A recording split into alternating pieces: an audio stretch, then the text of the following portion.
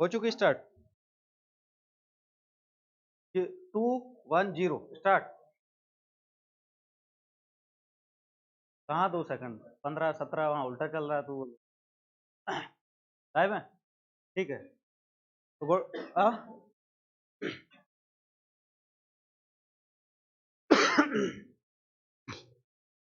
Live आ चुके हैं हम।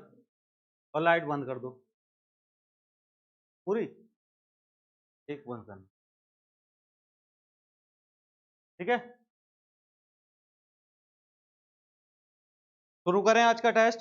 मध्य प्रदेश नदी अपवाह तंत्र, जो कि मैं लगभग 3 4 पिछले दिनों से बोलता आ रहा था कि किसी भी दिन टेस्ट लूंगा लूंगा लूंगा। आज वो सब घड़ी आ चुकी है आपकी, ठीक है। तो शुरू करते हैं। उससे पहले good morning everyone, all of you. Offline जो ऑनलाइन सब पढ़ रहे हैं सबके लिए गुड मॉर्निंग। थोड़ी सी 1 मिनट का समय लूंगा, थोड़ी सी इंफॉर्मेशन है आपके लिए, इंपॉर्टेंट है, तो आपको शेयर करना है जो भी आपके फ्रेंड्स हैं, जो फ्रेंड सर्कल है, जो भी इंफॉर्मेशन है आपको आपके लिए। अभी तक आप लोग पढ़ते थे बीएससी इंस्टीट्यूट यूट्यूब चैनल पर पूरी क्लासें, लाइव क्लासें जो भी होती थी या रिकॉर्डेड जो क्लास होती थी। अब आपके लिए एक फैसिलिटी दी है बीएससी इंस्टीट्यूट ने, और वो ये है कि हमारा ऐप जो है एक वो ऐप लॉन्च हुआ है जिसका नाम है BSc institute. BSc institute app आपको देखने को मिलेगा प्ले स्टोर से डाउनलोड करना है आपको बीएससी इंस्टीट्यूट। और वहां पर patwari special batch, patwari special batch only on 9 1,000 भी नहीं, ठीक है। जो सगुन का 1 रुपया वो आप रखिए, हमें नहीं चाहिए, ठीक है। हमें कितना चाहिए, बस 999। 999 में मात्र ऑनलाइन बीएससी इंस्टीट्यूट के ऐप पर आप परचेज कर सकते हैं कंप्लीट कोर्स को, जिसमें आपके ओवरऑल जितने भी सब्जेक्ट हैं लगभग 8 के करीब वो सब चलेंगे विद मैनेज। क्लियर? फिर उसके बाद टेलीग्राम चैनल, ये इंपॉर्टेंट रोल प्ले करता है। क्यों? क्योंकि मान लीजिए आज आपका टेस्ट है। अब ये मैं श्योर, मुझे पता है कि आप लोग सारे क्वेश्चन नोट डाउन नहीं कर पाएंगे, सिर्फ आंसर देख पाएंगे। फिर आपको क्विक रिवीजन या आगे के लिए उसको सेव करके रखना है, तो इसका सबसे अच्छा तरीका है कि आप बीएससी इंस्टीट्यूट का जो ऐप है, जो यहाँ से क्लास लाइव हो चाहे रिकॉर्डेड हो, मोस्टली आपको लाइव ही क्लासेस देखने को मिलेगी। तो इनका जो भी मटेरियल होगा, यहाँ के जो नोट्स होंगे और उसके साथ साथ में जो टेस्ट होंगे, ये आप BSc institute Telegram channel join कीजिए। पूरा मटेरियल आपको पीडीएफ के रूप में वहां पे मिल जाएगा। तो जो आपके नोट्स जो भी नोट्स आप मेंटेन करते हैं, बनाते हैं, उनमें हेल्पफुल होगा। एंड एक और इम्पोर्टेंट जो आने वाले समय में आपको सोचना है, वो ये है कि एसएससी सीएचएसएल, एसएससी सीएचएसएल का बैच जो है वो कुछ ही दिनों में, लगभग 10 से 15 दिन में आने वाला है, जो आपको मिलेगा बीएससी इंस्टीट्यूट ऐप पर।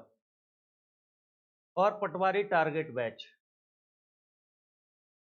और इसी टारगेट बैच में टारगेट सब्जेक्ट है हमारा कौन सा, ठीक है, मैनेजमेंट। तो इसकी सूचना तो मैं दे चुका हूं कि 999 में खरीद लीजिए, क्या मिलेगा, ठीक है। अब इंपोर्टेंट रोल प्ले करता है कौन सा सब्जेक्ट, हमारा प्रबंधन, जो कि हमारे लिए पूर्ण तरीके से नया, पूरी तरीके से क्या है, नया। आप बाकी सब्जेक्ट पर कम मेहनत करेंगे, लेकिन इस पर आपको डबल एफर्ट लगाना पड़ेगा। तो इस पर डबल एफर्ट लगाना पड़ेगा, क्यों? क्योंकि इंपोर्टेंट रोल प्ले करता है ये मैनेजमेंट, और ये मिलेगा आपको ओनली अगर आप मैनेजमेंट की क्लास लेना चाहते हैं। अगर आप पहले पढ़ चुके हैं बाकी सब्जेक्ट, आपको बस मैनेजमेंट पढ़ना है, तो 199। यहाँ भी सगुन का जो 1 रुपया वो आपके लिए, ठीक है। यहाँ कितना लगेगा? सिर्फ 199 रुपए ओनली ऑन आप स्पेशल प्रबंधन जो मैनेजमेंट सब्जेक्ट है उसका कोर्स जो है परचेज करते हैं। जसपाल सर लाइव पढ़ाएंगे आपको पूरा management, complete with in 3 month. तो हमने टारगेट फिक्स किया था जब से बैच चालू किया, वो सिलेबस कंप्लीट होगा, ओके। और अब आती है हमारी परीक्षा की घड़ी, ठीक है। मध्य प्रदेश का अपवाह तंत्र, और ये पढ़ चुके हैं। अब इसका क्या है, मूल्यांकन, ठीक है। क्या है? मूल्यांकन, कि अभी तक जो आपको मूल्य पढ़ाया गया है उसका अंकन करना है, ठीक है। मैंने यहाँ से जितना दिया है उसमें से कितना आपने लिया है, वो अभी देखने को मिल जाएगा। या दूसरे टीचर के शब्दों में, जो टीचर के लिए बड़े फेमस है, कि भाई कितने पानी में हो, ठीक है, वो देखने को इस टेस्ट से मिल जाता है। शुरू करें। वही पैटर्न है, आप एक रफ कॉपी लीजिए, रफ पेज निकालिए, उसमें से आपको क्या करना है, जो क्वेश्चन आ रहा है पहले इसको ध्यान से पढ़िए, वहीं जो अपना आंसर है उसको नोट डाउन कीजिए, और फिर उसके बाद जब मैं आंसर बताऊं तो उसको रीचेक करना है आपको, ठीक है। शुरुआत करें। चलिए करते हैं श्री गणेश। और ये रहा आपके सामने पहला प्रश्न, जो कि आपको देगा पूरे 1 अंक। किस नदी को प्राचीन समय में चरमावती कहा जाता था? बोलना नहीं है, सिर्फ नोट डाउन करना है। किस नदी को प्राचीन समय में चरमावती कहा जाता था? और आंसर मुझे लगता है मैंने टिक भी कर दिया और आप लोगों को पहले से पता था। मैंने जब चंबल रिवर, जब गंगा अपवाह तंत्र डिस्कशन, मैंने आंसर मुझे पता है, लगभग सबको पता होगा, बस सबसे पहले डिस्कशन, ठीक है। जो इस पॉइंट के अलावा भी 2-3 पॉइंट मिलेंगे, उन पे भी हम थोड़ी सी डिस्कशन करेंगे। तो प्राचीन नाम क्या पढ़ा हमने? चंबल का है चरमावती। और जब चंबल मैंने पढ़ाई थी तो मैंने पढ़ाया था गंगा यमुना अपवाह तंत्र, उसमें चंबल बताई थी। और हम जब 6 पॉइंट डिस्कस करते थे, उन्हीं में से एक पॉइंट हमारा होता था पहला उद्गम, फिर अवशान, उसके साथ होता था अन्य नाम या प्राचीन नाम। तो उन्हीं में हम हर नदी के प्राचीन नाम या अन्य नाम देखते थे। तो पहली नदी हमारी कौन सी थी? चंबल। चंबल नदी थी, और मैंने बताया था कि इसके प्राचीन नाम है धर्मावती, चरमावती, राजा रति देव की कीर्ति। तो उन्हीं में से क्या पूछा है आपसे? चरमावती। ठीक है, क्लियर। तबा देख लिया था, पार्वती और मान के कोई प्राचीन नाम है नहीं, ये खुद, जैसे कि पार्वती इसकी सहायक नदी है किसकी? चंबल की हमारे। तबा जो है नर्मदा की सहायक नदी, और मान नर्मदा की सहायक नदी। तो answer is Chambal. Next question. Madhya Pradesh में कौन सा बांध भारत में सबसे बड़ा जलाशय रखता है या जलाशय है? ध्यान से पढ़िए। क्यों इसमें वो नहीं लगाया तुमने? मैंने दिया भी था कि ये किस परीक्षा में पूछा गया है, ये क्यों नहीं लगाया नीचे? ठीक है, आगे से ध्यान रखना।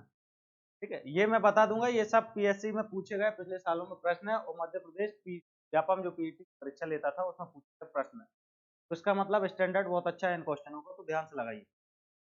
मध्य प्रदेश में कौन सा बांध भारत में सबसे बड़ा जलाशय रखता है? वॉइस ऑन है नहीं? हाँ, नहीं पता चले कि सब पढ़ा रहे हैं ऑनलाइन और आवाज आई नहीं। ठीक है, कौन सा बांध होगा? इंदिरा सागर बांध आंसर। थर्ड इज, कौन सा बांध नर्मदा नदी पर बनाया जा रहा है, जो पश्चिमी मध्य प्रदेश में खंडवा जिले के पुनासा गांव से लगभग 10 किलोमीटर दूर है? रामायण ज्यादा हो गई, लेकिन आंसर आपको पता है, थोड़ा सा दिमाग लगाइए। कौन सा बांध नर्मदा नदी पर बनाया जा रहा है, या ऐसा कर लो कि बन चुका है, बन चुका है, जो पश्चिमी मध्य प्रदेश में खंडवा जिले के पुनासा गांव से लगभग 10 किलोमीटर है या दूरी पर है? तो आंसर क्या होगा? क्या हलाली होगा? नहीं होगा। क्यों? हलाली मैंने बताया था कि रायसेन में है, और ये बेतवा की सहायक नदी हलाली पर बना हुआ है। ठीक है। सेकंड, जोबट बांध, ये जोबट जो परियोजना है, ये है अलीराजपुर, जिसे कहा जाता है चंद्रशेखर आजाद सागर, और ये कहाँ है? कहाँ है? अलीराजपुर। तो पूछा क्या है? खंडवा जिला, तो ये तो पॉसिबल है ही नहीं आंसर। फिर आता है तवा बांध। तो तवा नदी मैंने बताई थी आपको, होशंगाबाद बैतूल वाला जो एरिया होगा वहां ये फ्लो करेगी। एंड लास्ट बचता है इंदिरा सागर बांध, जो कि हमारा सही आंसर।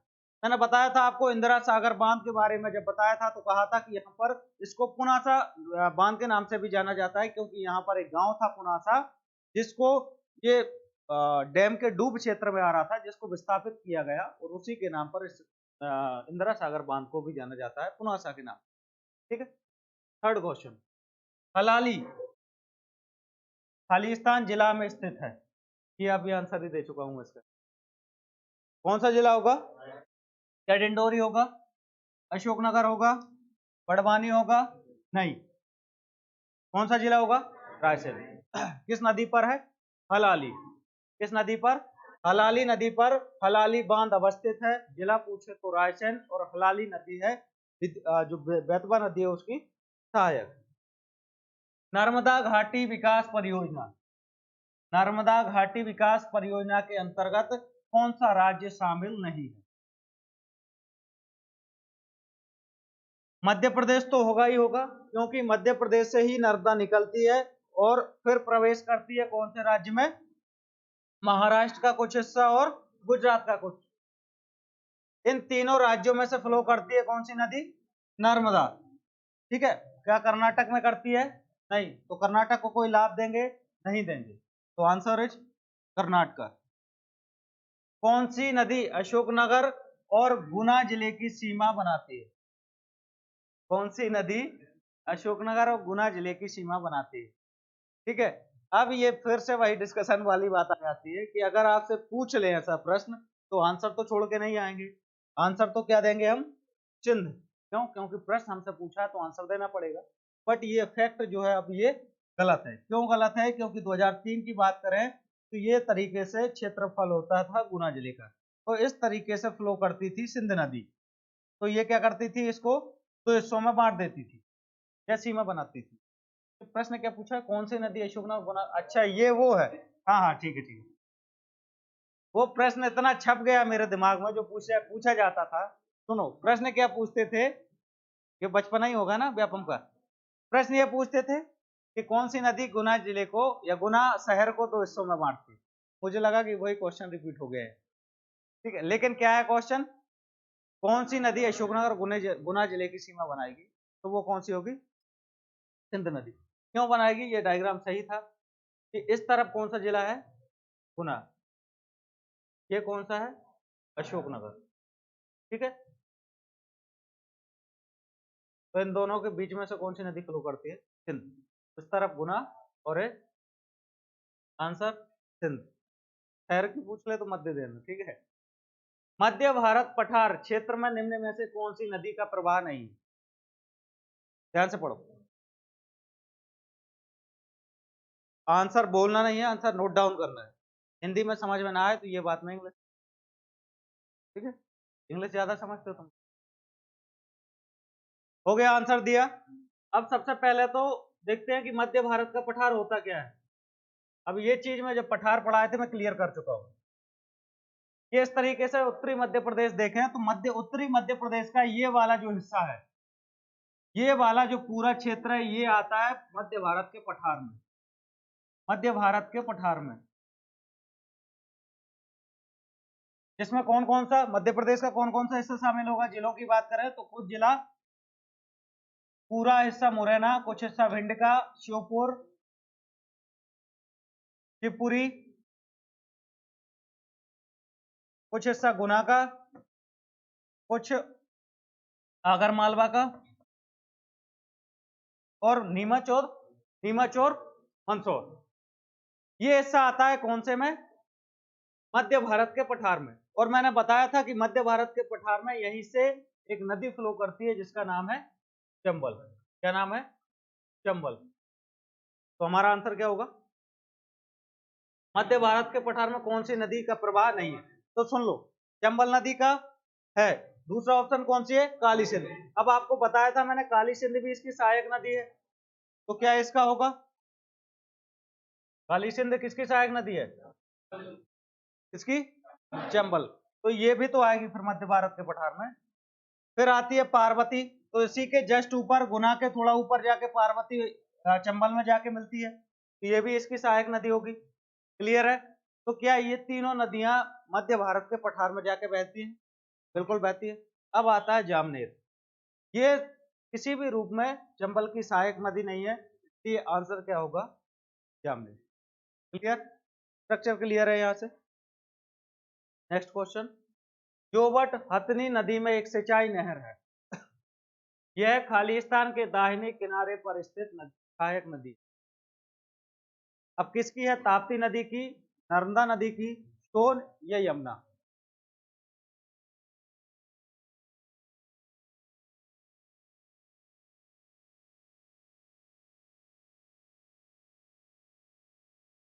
ये आंसर क्या होगा? आंसर आंसर क्या होगा? हाँ, नर्मदा। मतलब आंसर ये इस तरीके से मैंने फ्लो बताया था नर्मदा का, और मैंने बताया भी था कि ये वाला हिस्सा होगा बाया। ये कौन सा हिस्सा होगा? बाया, ऊपर का। और एक ट्रिक भी बताई थी मैंने नदियों को याद करने की। मैंने कहा था दाएं और बाएं से प्रश्न बनते हैं जो नर्मदा रिवर है। तो मैंने यहां से बताया था कि एक क्या है? हथनी। ठीक है, और जिसके सर पर क्या है? चंद्र है, और चंद्र से क्या बनाया था हमने? चंद्रकेसर नदी। तो इस तरीके से ही नदियां याद की थी। याद आ गया? हाँ, वो चंद्रकेसर है हथनी के सर पर, तो क्या बढ़ जाएगा उसका? मान। तो मान नदी हो जाएगी। इस तरीके से हमने नदियां पढ़ी थी। तो प्रश्न क्या पूछा है? जोवट हथनी नदी पर एक सिंचाई परियोजना है। अब तुरंत पकड़ लो कि किस नदी पर है हथनी, ये तो उसने क्लियर कर दिया। ये अब पूछा गया हमसे, यह खाली स्थान के दाहिने किनारे पर अवस्थित सहायक नदी है। किनारा कौन सा है? राइट साइड, दाहिना किनारा। और किसकी सहायक नदी है? नर्मदा की। तो आंसर क्या होगा? नर्मदा। ठीक है, नेक्स्ट क्वेश्चन।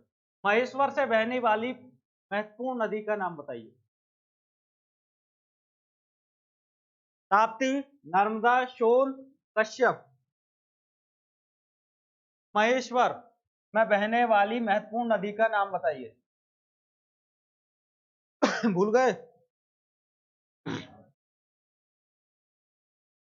अच्छा, अब मैं पूछ रहा हूं, बता दो आंसर क्या है। आंसर है नर्मदा। जगह है महेश्वर, जो कि किस जिले में है? खरगोन। खरगोन जिले में, खरगोन जिले में जो है स्थित है। और मैंने बताया था कि रानी या देवी अहिल्याबाई की ये राजधानी थी महेश्वर, जो कि किस नदी के किनारे पर है? नर्मदा। दो चीजें और बताई थी मैंने। इसी महेश्वर में एक जलप्रपात है, क्या नाम है उसका? सहस्त्रधारा। सहस्त्राधारा, सहस्त्रबाहु अर्जुन की एक कहानी भी बताई थी मैंने। बताई थी। और दूसरा है हमारा क्या? महेश्वर डैम। याद आया? किस नदी पर है? याद आया? बरगी डैम। बरगी से थोड़ा जबलपुर गए तो बरगी मिला, थोड़ा और आगे चले तो कहां पहुंचे थे? जिला कौन सा था? खंडवा। कौन सा मिला? इंदिरा, इंदिरा सागर। थोड़ा और आगे आए थे तो कौन सा जिला मिला था? खरगोन। ठीक है, हाँ याद रखिए आपको। और खरगोन जिला मिला था, और खरगोन में मैंने बताया था महेश। ठीक है, खंडवा में मैं भूल गया था, उसका ओमकारेश्वर है, और एक था इंदिरा सागर। ये दो। बस हमें कहाँ तक आना था? महेश्वर तक। तो इस तरीके से चार परियोजनाएं बड़ी बड़ी जो थी मैंने बताई। मध्य प्रदेश में सर्वाधिक सिंचित जिले कौन से हैं? लगाओ थोड़ा दिमाग। नदियां ठीक से पढ़ी हैं तो ये क्वेश्चन सही कर दोगे। मध्य प्रदेश में सर्वाधिक सिंचित जिले कौन से हैं? दतिया, ग्वालियर, श्योपुर, होशंगाबाद, मुरैना। दतिया, ग्वालियर, श्योपुर, डिंडोरी, मुरैना। दतिया, ग्वालियर, श्योपुर, मंडला, मुरैना। ये तीन तो कॉमन आ रहा है, दतिया, ग्वालियर, श्योपुर। बाकी दो चेंज हो रहे हैं पीछे, कोई इनमें से कोई नहीं। कौन सा सही होगा? ए इज द राइट आंसर। ठीक है, क्यों है? क्योंकि यहाँ देखो तीन तो कॉमन है, दतिया, ग्वालियर, श्योपुर। और तीनों में मुख्य नदी कौन सी है? दतिया। और ग्वालियर में मुख्य रूप से बात करें हम तो कौन सी नदी होगी? दतिया में सिंचाई होगी किससे? बेतवा और सिंध से। बेतवा और सिंध से। ग्वालियर में किससे सिंचाई होगी? मुख्य रूप से वो चंबल और सिंध से। श्योपुर पूर्ण रूप से चंबल। अब आ जाता है मुरैना, यहां भी पूर्ण रूप से चंबल। अब आता है होशंगाबाद, जो कि बिल्कुल नर्मदा नदी के किनारे है। दो हिस्सों में नर्मदा जो है वो होशंगाबाद को काटती है। तो होशंगाबाद में सिंचाई का काम होता है कौन से? प्रमुख साधन है हमारी नर्मदा रिवर। अब यहाँ हमें क्या मिला था? डिंडोरी। जो यहाँ पर बाजी मार ले गया कौन? होशंगाबाद। तीन तो कॉमन ही थे सब में। तो आंसर क्या होगा? होशंगाबाद। अभी बता दूंगा, नोट डाउन कर लो। इन्हीं में से इसलिए है ये निकाला ना, ये यही आंसर। ठीक है, ताप्ती नदी मध्य प्रदेश के किस जिले से उद्गमित होती है? ये तो बच्चों वाला प्रश्न पूछ दिया, क्यों? कहां से होती है? तहसील पूछूं तो? तहसील पूछूं तो मुल्ताई। याद आया? हमारा पहला ही पॉइंट होता था जब हम नदियां पढ़ते थे, उद्गम स्थल। तो जब हमने ताप्ती पढ़ी थी तो मैंने बताया था कि सतपुड़ा पहाड़ी, सतपुड़ा पर्वत श्रृंखला, जिला पूछे तो बैतूल और तहसील पूछ ले तो मुल्ताई। क्लियर है? फिर आता है बालाघाट, जो कि आंसर नहीं है। अभी तक जितनी नदियां पड़ी थी कोई नदी उद्गमित नहीं हुई थी बालाघाट से। छिंदवाड़ा, 3 नदी बताई थी छिंदवाड़ा से, पेंच, कान्हन और कोलबेरा। ये नदियां उद्गमित होती हैं छिंदवाड़ा से एंड होशंगाबाद। ये नर्मदा नदी और उसके साथ में तवा नदी का मिलन, ये संगम स्थल। तो आंसर क्या होगा हमारा? बैतूल। कपिल धारा जलप्रपात मध्य प्रदेश के किस जिले में है? थोड़ा फास्ट करना है इसको, ठीक है? कौन से जिले में है? अनूपपुर। कौन सा जिला होगा? अनूपपुर। मैंने बताया था कि जैसे ही नर्मदा जी निकलेंगी अनूपपुर अमरकंटक से, पहला देखने को मिलेगा जलप्रपात कौन सा? कपिल धारा और कौन सा? दुग्ध धारा। कपिल धारा और दुग्ध धारा, दोनों की लोकेशन बताई थी मैंने, अनूपपुर में। मध्य प्रदेश का सबसे बड़ा अफवाह तंत्र, ये शुरुआत से ही चलाते हुए आ रहा हूं, ठीक है? गंगा यमुना अफवाह तंत्र। निम्न में से कौन सी नदी घाटी को विभ्रंश घाटी समझा जाता है? विभ्रंश रिफ्ट वैली में कौन सी रिवर फ्लो करती है? चंबल नहीं करती साहब, ये जाती है कहां से? उत्तरी मध्य प्रदेश राजस्थान की सीमा बनाते हुए खंडर भूमि का निर्माण करती है, ठीक है? दूसरा, नर्मदा नदी, ये अपभ्रंश अपभ्रंश बोलो या भ्रंश या रिफ्ट वैली में ये फ्लो करती है। महानदी नहीं, ये छत्तीसगढ़ में फ्लो करती है। दूसरा, कृष्णा नदी, जो कि दक्षिणी भारत में बहती है। पेंच हाइड्रो इलेक्ट्रिक परियोजना किन 2 राज्यों की संयुक्त परियोजना है? अब देखो, सुनो मेरी बात, आंसर लगा लो पहले, फिर ट्रिक दूंगा।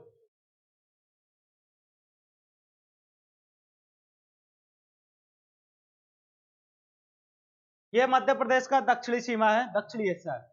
मैंने बताया था ये छिंदवाड़ा, छिंदवाड़ा से नदी निकलती है कौन सी? पेंच। कौन सी नदी निकलेगी? पेंच। नीचे दक्षिणी, नीचे क्या है? महाराष्ट्र। कौन सा राज्य होगा? महाराष्ट्र। तो अब मुझे बताओ, क्या राजस्थान इसमें शामिल होगा? शामिल होगा? दूर दूर तक वास्ता नहीं है राजस्थान और यहाँ। फिर आता है कौन सा? उत्तर प्रदेश। तो उत्तर प्रदेश भी नहीं, क्यों? क्योंकि उत्तर प्रदेश ये उत्तर पूर्वी सीमाओं से लगता है मध्य प्रदेश की।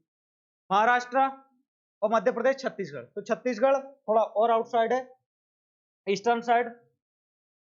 बिल्कुल सटा हुआ राज्य कौन सा है? महाराष्ट्र। तो आंसर क्या होगा? मध्य प्रदेश एवं महाराष्ट्र। अब अगर लोकेशन ध्यान से पढ़ी है तो ये हाइड्रोलिटिक परियोजना जो प्रोजेक्ट था, ये याद होता चाहे ना होता, आंसर हम नदी के बेस पर सही कराते, और मेरे हिसाब से लगभग सबका सही भी होगा। ओमकारेश्वर बहुउद्देशीय परियोजना किस जिले में होगी?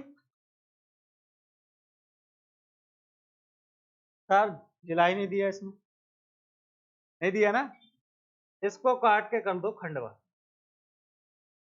और आंसर यही है, ठीक है?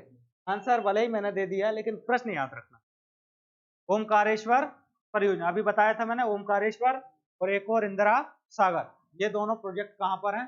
खंडवा जिले में, नर्मदा नदी पर, ठीक है? राणा प्रताप सागर, ऑप्शन में मिस्टेक हो जाता है टाइपिंग में। राणा प्रताप सागर बांध, राणा प्रताप सागर बांध निम्न में से किस नदी पर बनाया गया? जब मैंने चंबल नदी बताई थी तो इस तरीके से पहला डैम बताया था मैंने, कौन सा? गांधी सागर। लोकेशन बताई थी मंदसौर, नीमच का जो इलाका है। थोड़ा ऊपर जाएंगे तो स्टेट कौन सा पड़ेगा हमें? राजस्थान। और यहाँ पर कौन सा है? पहले उदयपुर पड़ेगा और यहाँ आएगा राणा प्रताप सागर, फिर आएगा कोटा। कौन सा आएगा? और यहाँ पर है कोटा बैराज या जवाहर सागर, जवाहर सागर। अब हमसे पूछा क्या है? राणा प्रताप सागर निम्न में से किस नदी पर है? जब ये तीनों याद हैं तो ऑटोमेटिकली आंसर किस नदी पर होगा? चंबल। अच्छा, बेतवा पे कौन कौन से हैं? बेतवा पे बताए थे ना, माता टीला, माता टीला और लक्ष्मीबाई, लक्ष्मीबाई, लक्ष्मीबाई सागर, दोनों ललितपुर जिला उत्तर प्रदेश। केन पे बताया था मैंने दोधन बांध, दोधन बांध जिससे पानी रोक करके नर्मदा कैन लिंकिंग प्रोजेक्ट चलाया जा रहा है। नर्मदा पर तो मैंने बताए थे 4, और एक गुजरात में भी बताया था केवड़िया में। आप क्या देख रहे हैं, क्या देख रहे हैं, धुआंधार देख रहे हैं, और संगमरमर की चट्टानों का दौरा करने की योजना भी बना रहे हैं। अब बताइए आप कहाँ जा रहे हैं, कहाँ जा रहे हैं आप, कहाँ जाएंगे, भेड़ाघाट। ठीक है, क्या योजना क्या है, क्या है, धुआंधार देखना है और संगमरमर की चट्टानों को भी देखना है हमें। तो भाई जाइए, सबसे अच्छी लोकेशन कौन सी है, भेड़ाघाट। ध्यान से पढ़ना, ध्यान से देखना इसको, ये पीएससी प्रीलिम्स में भी पूछा गया है, ये पीएससी प्रीलिम्स मेंस में भी पूछा गया है ये प्रश्न। पीएससी प्रीलिम्स 1 नंबर का प्रश्न भी है, पीएससी प्रीलिम्स 3 नंबर का प्रश्न भी बना है सर। जून 2018 में प्रधानमंत्री द्वारा समर्पित मोहनपुरा सिंचाई परियोजना, मोहनपुरा सिंचाई परियोजना मध्य प्रदेश के निम्नलिखित में से कौन से जिले में आई है या अवस्थित।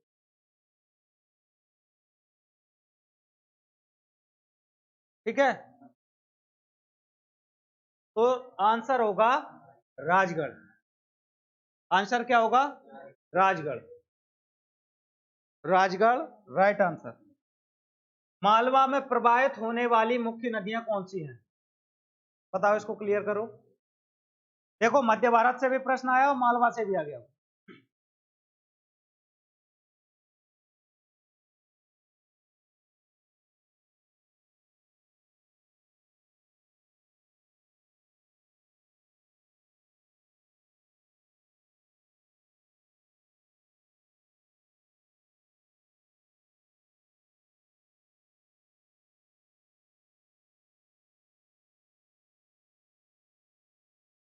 कौन सा आंसर होगा, सी इज द राइट आंसर, क्योंकि मालवा के पठार में कौन सी, मान लीजिए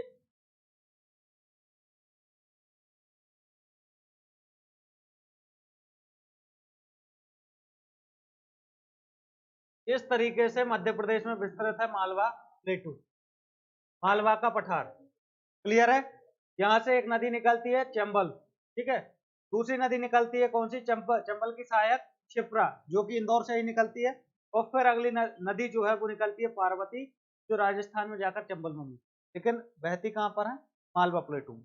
तो answer C is the C is the right answer. Bina और धसान, ये मैं बता चुका हूं, बीना और धसान किसकी सहायक नदियां होंगी, बेतवा, किसकी सहायक नदियां होंगी, बेतवा की सहायक नदियां होंगी। बालकुंड जलप्रपात किस नदी पर है, किस नदी पर है, हाँ बताया था, चंबल नदी के आर पार के 4 बांधों में पहला बांध था।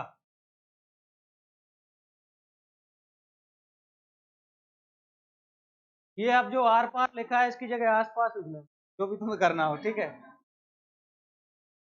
चारों बांधों में से कौन सा बांध चंबल पर सबसे पहले बना था, गांधी सागर बांध सबसे पहले चंबल नदी पर बनाया गया था। इंदिरा सागर कहां पर है, नर्मदा नदी पर, तो ये तो वैसे ही हट जाता है, बचता कौन सा है, जवाहर और राणा प्रताप।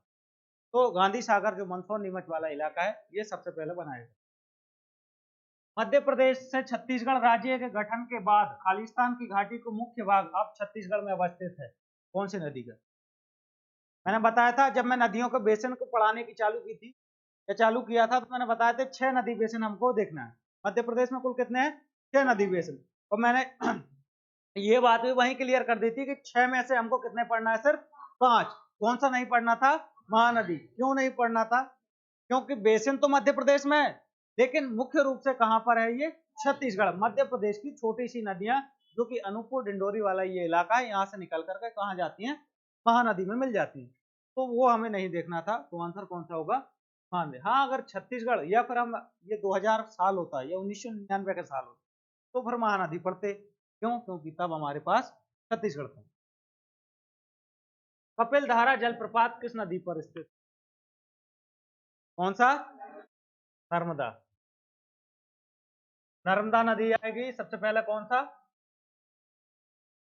दुग्धधारा, फिर कपिल धारा, दोनों का जगह पूछे तो अनूपपुर, और आगे आएंगे तो जबलपुर धुआंधार, और फिर सहस्त्रधारा खंडवा, सॉरी खरगोन महेश्वर, ठीक है। मध्य प्रदेश की सबसे बड़ा सड़क पुल किस नदी पर बना है? मध्य प्रदेश का सबसे बड़ा सड़क पुल किस नदी पर बना है? आंसर दीजिए। तवा नदी पर मध्य प्रदेश का सबसे बड़ा या सबसे लंबा नदी पुल बना है। आंसर होगा तवा। अगला प्रश्न है, कुंवारी है खालिस्तान किसकी सहायक नदी? सिंध की, बेतवा की, चंबल नदी या फिर ग्वालियर में मानव निर्मित नहर?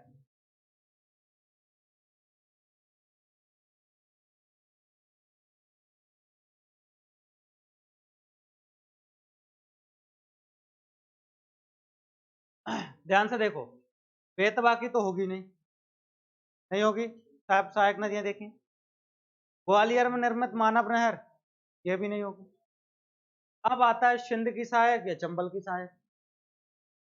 तो चंबल की हमने डिटेल में देखी थी, ठीक है, चंबल की भी नहीं थी। किसकी सहायक थी? महुआर, कुंवारी, ठीक है। ये किसकी सहायक नदियां हैं? सिंध की। निम्नलिखित में से कौन सी नदी मध्य प्रदेश में नहीं बहती? कौन सी? कृष्णा। ये टॉप अप रिचार्ज दिया जाता है बीच बीच में, ठीक है। कौन सा होगा? कृष्णा। दक्षिण भारत की नदी आई, महानदी होगी। अब देखो, महानदी बहती तो नहीं है, लेकिन इसका अपवाह क्षेत्र, अपवाह तंत्र मध्य प्रदेश में आता है, ठीक है। नर्मदा नदी की मध्य प्रदेश में कुल लंबाई कितनी है? टोटल लंबाई, टोटल लंबाई 13-12, मध्य प्रदेश में 10-77, बता चुका था ये। निम्नलिखित में से कौन सा जलप्रपात नर्मदा नदी पर नहीं है? कपिल धारा, ध्यान से सुनो, मुझे पता है, आंसर पता है, यहां देखो, कपिल धारा है। दुग्ध धारा किस जिले में है? किस जिले में है? भेड़ाघाट। देखा था हमने, प्लानिंग भी की थी, अभी धुआंधार देखना था, संगमरमर देखनी थी। कहाँ जा रहे थे? भेड़ाघाट। भालकुंड, भालकुंड, हाँ ये है बीना नदी पर। और तहसील पूछे तो, स्थान पूछे तो राहतगढ़, राहतगढ़, ये भी सागर जिले की तहसील है राहतगढ़। इस राहतगढ़ में भालकुंड जलप्रपात है जो बना हुआ है हमारी बीना नदी पर। बीना किसकी सहायक नदी है? बेतवा की। क्लियर है? बेतवा की सहायक नदी है, तो कुरबाई वाले रीजन में आके मिलती है। निम्नलिखित में से कौन सी नदी चंबल में नहीं मिलती? बेतवा नहीं मिलती क्योंकि इसका खुद का अपना अपवाह तंत्र है, ठीक है। ये सब इसकी चंबल की सहायक नदियां हैं, क्षिप्रा, काली सिंधु और पार्वती। अगला क्वेश्चन, तवा किस नदी की सहायक नदी है? किसकी? मैंने बताया था, ये नर्मदा रिवर है, यहां से आकर के मिलेगी बैतूल से कौन सी? तवा। और कहां मिलेगी? होशंगाबाद, ठीक है। और यहाँ पर डैम बना हुआ है तवा बांध। पूर्णा, गिरना, बोरी और शिवा, ध्यान से सुनो, पूर्णा, गिरना, बोरी और शिवा किसकी सहायक नदियां बताओ? किसकी? सोन। क्या आंसर होगा? D is the right answer, ठीक है। क्यों? क्योंकि नदी बताई थी मैंने तवा, ठीक है, तवा भी बताया था कि कहां से कहां निकलती है, सोन भी बताया था, नर्मदा भी बताया था। एक नदी मैंने बताई थी, उसका नाम था ताप्ती। क्या नाम था? ताप्ती, या सूर्य की पुत्री। इस ताप्ती नदी में मैंने कहा था मुख्य सहायक नदी है ताप्ती की पूर्णा। कौन सी? पूर्णा। और छोटी छोटी सहायक नदियां बताई थी जिनमें थी बोरी, शिवा और गिरना। निकाल कर देखना, नोट्स में लिखा होगा। बुंदेलखंड के पठार की प्रमुख नदी, बुंदेलखंड प्लेटू की प्रमुख नदी कसान, बेतवा, केन, कौन सी होगी? मत हो कंफ्यूज, केन भी शामिल है बुंदेलखंड में, क्योंकि छतरपुर पन्ना भी आता है बुंदेलखंड में। अरे सुन लो, इसलिए मुझे पता है आंसर सभी वाला सही है, मैंने ये इसलिए बताया क्योंकि मोस्टली कंफ्यूजन क्रिएट कर रही होगी के नदी, कि शामिल करें सभी में कि ना करें, ठीक है। तो इसलिए मैंने यहाँ क्लियर कर दिया कि छतरपुर पन्ना में ये बहती है, और छतरपुर पन्ना जो है, ठीक है, वो आता है अब थोड़ा और एडवांस बता दूं केन के बारे में, कहां जाके मिलती है यमुना में, वो किस जिले में, इटावा यूपी। केन नदी, सुन लो, केन नदी किस जिले में जाकर के यमुना में मिलती है, यूपी के, यही तो मैं पूछ रहा हूं, ये मैं बता भी चुका हूं पहले। तो बांदा, महोबा, उरई, जालौन, ठीक है, उसके साथ झांसी, ललितपुर, और मध्य प्रदेश की बात करें तो सागर, छतरपुर, पन्ना, दमोह, टीकमगढ़, निवाड़ी, कुछ हिस्सा भिंड का, कुछ हिस्सा शिवपुरी। ये पूरा एरिया कहलाता है बुंदेलखंड। क्या कहलाता है, बुंदेलखंड। तो क्या केन बांदा में जाती है, जाती है, पन्ना में जाती है, छतरपुर में जाती है, तो ये बुंदेलखंड में जीवन रेखा में नहीं आएगी क्या, जीवन रेखा ना बोलोगे तो बुंदेलखंड का क्षेत्र तो कहोगे, ठीक है। तो आंसर क्या होगा, अभी तो बेतवा और दसान बताने की जरूरत नहीं है क्योंकि ये पहले बता चुका हूं, क्लियर था। नर्मदा बेसिन का कुल क्षेत्रफल, ये शायद मैंने नहीं बताया था, ठीक है, 98,796। ये इसका बेसिन नोट डाउन कर लेना। अब बेसिन क्या होता है थोड़ा सा समझ, एक मैंने नर्मदा नदी की लंबाई कुल बता दी थी, ठीक है। अब फिर मैंने कहा था कि इसकी सहायक नदियां होंगी, इस तरीके से बनता है एक बेसिन या अपवाद अंतर, ठीक है। अब पूछा है हमसे कि कुल क्षेत्रफल क्या होगा किसका, नर्मदा बेसिन का। अब कंफ्यूज मत होना, नर्मदा नदी का नहीं पूछा है, किसका पूछा है, नर्मदा बेसिन का। और जैसे ही बेसिन या अपवाद तंत्र पूछेगा इसका मतलब यह है कि नर्मदा भी आएगी और उसकी सहायक नदियां भी आएंगी। तो हमें क्षेत्रफल किसका बताना है, इस पूरे एरिया का, इस पूरे एरिया का। तो कितना होगा, 98,796। क्या किलोमीटर में आएगा, ये नहीं आएगा, ये आएगा वर्ग किलोमीटर। क्यों, क्योंकि आपने लंबवत थोड़ी करना है, आपको सर्कुलर जाना। तो क्या होगा, 98,796 वर्ग किलोमीटर नर्मदा बेसिन का पूरा क्षेत्र। नोट, इंडिविजुअली नर्मदा नदी का नहीं पूछा आपसे, इसका पूछा है नर्मदा बेसिन का। मध्य प्रदेश में रेवा, मैंने कहा नोट डाउन कर लो, मध्य प्रदेश में रेवा नाम से किस नदी को जाना जाता है, फिर आ गया बच्चों वाला क्वेश्चन जो है, रेवा कौन सी नदी होगी, रेवा कौन सी नदी होगी, हाँ, दामोदाशो, रेवा और मेकल सुता, और उसके साथ में आनंद की या आनंदमय नदी। अच्छा एक चीज और बताई थी मैंने, वो जगह थी, अच्छा हिंट दे देता हूँ आपको, जगह थी खंडवा, स्थान का नाम था मानदाता या ओमकारेश्वर। वहां पर एक स्पेशल नाम चलता है नर्मदा जी का, क्या नाम था, कावेरी, ठीक है, क्लियर। मध्य प्रदेश की गंगा किस नदी को कहा जाता है, हाँ ठोको नर्मदा, ठोको ठोको बिना देखे। इजी क्वेश्चन तो मिल गया, हम नीचे तक जाएंगे ही नहीं, क्यों, क्योंकि हमें पहले ही नर्मदा मिल गया। और ये चीज मैं कई बार समझा भी चुका हूं कि आंसर पता हो तो भी हमें जो ऑप्शन है वो पूरे देखने हैं। मध्य प्रदेश की गंगा किस नदी को कहा जाता है, क्षिप्रा नदी को कहा जाता है। बताया था कि पवित्रता के आधार पर मध्य प्रदेश की जो गंगा है वो कौन सी होगी, क्षिप्रा। प्रदूषण के आधार पर मध्य प्रदेश की गंगा पूछे तो बेतवा, और मध्य प्रदेश की अगर जीवन रेखा पूछे तो नर्मदा। बुंदेलखंड की जीवन रेखा पूछे तो, समझ में आया, मालवा मध्य भारत की जीवन रेखा पूछे तो पश्चिमी।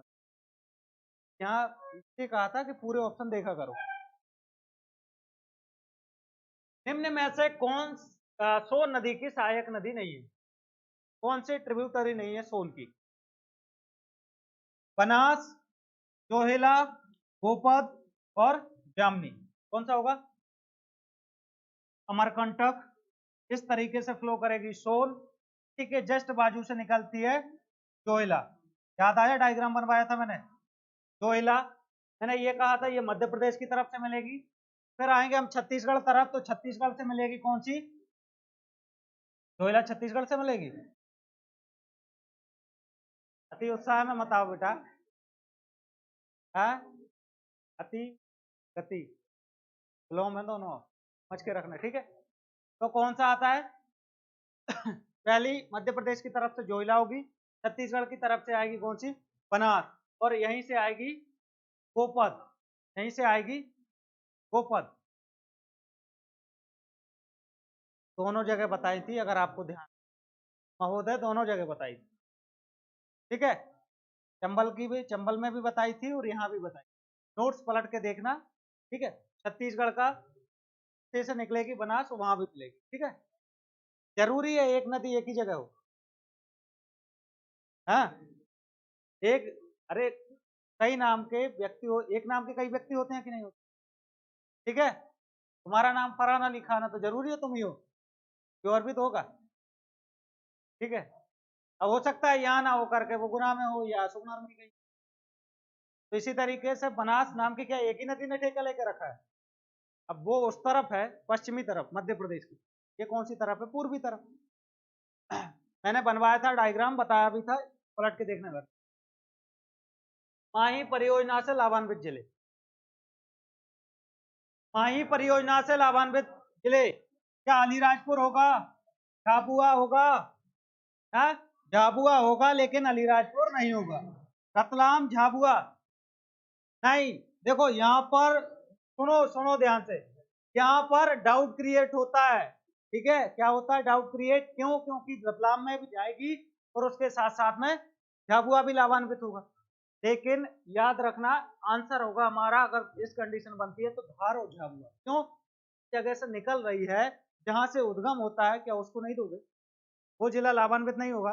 याद रखो, जितनी भी मैंने परियोजनाएं बताई थी जो मध्य प्रदेश की नदी पर बनी है, भले ही वो गुजरात और महाराष्ट्र में बनी हो, लेकिन मध्य प्रदेश का हिस्सा सर्वाधिक हमेशा ज्यादा रहा।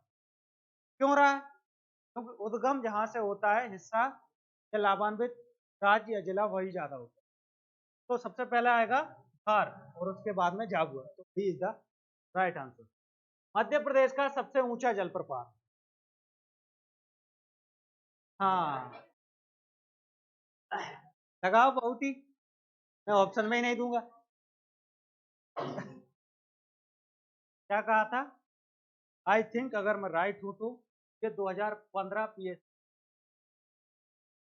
ये 2015 पीएससी प्रीलिम्स में ये प्रश्न पूछा गया है, और मैंने बताया था कि बहुत ही जो है कब से आया, 2017 से, 17 या 17 के बाद चर्चाओं में आया। ध्यान से सुन लो, फिर से ध्यान से सुन ले, ठीक है। बहुत, ये प्रश्न कब पूछा गया था? पीएससी 2015 प्रीलिम्स में, तो तब के हिसाब से चचाई जलप्रपात आंसर सही था। बहुटी कब से शामिल हुआ? 2017 के बाद। तो अभी आंसर कौन सा सही होगा? बहुटी। लेकिन फिर भी अगर अभी भी आपको बहुटी ऑप्शन में ना रख के चचाई पूछा जाए तो आंसर क्या होगा? चचाई। मध्य प्रदेश की गंगा किस नदी को कहा जाता है? फिर से रिपीट हो गया।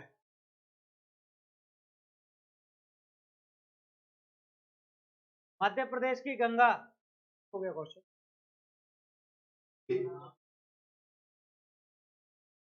गलत दिया, गलत दिया।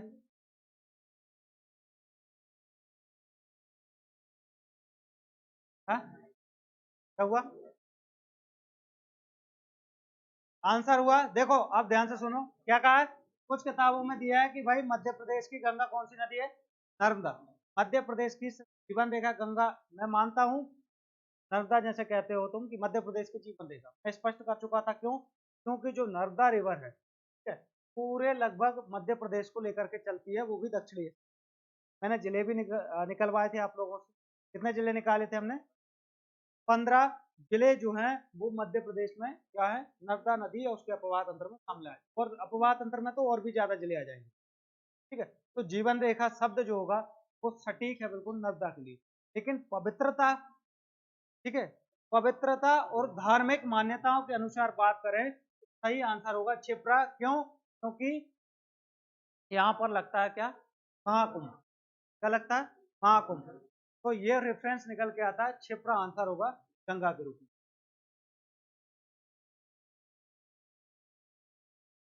मालवा की भी गंगा होगी, मालवा की। होशंगाबाद, मैं पूछ लू, होशंगाबाद की जीवन रेखा कौन सी नदी?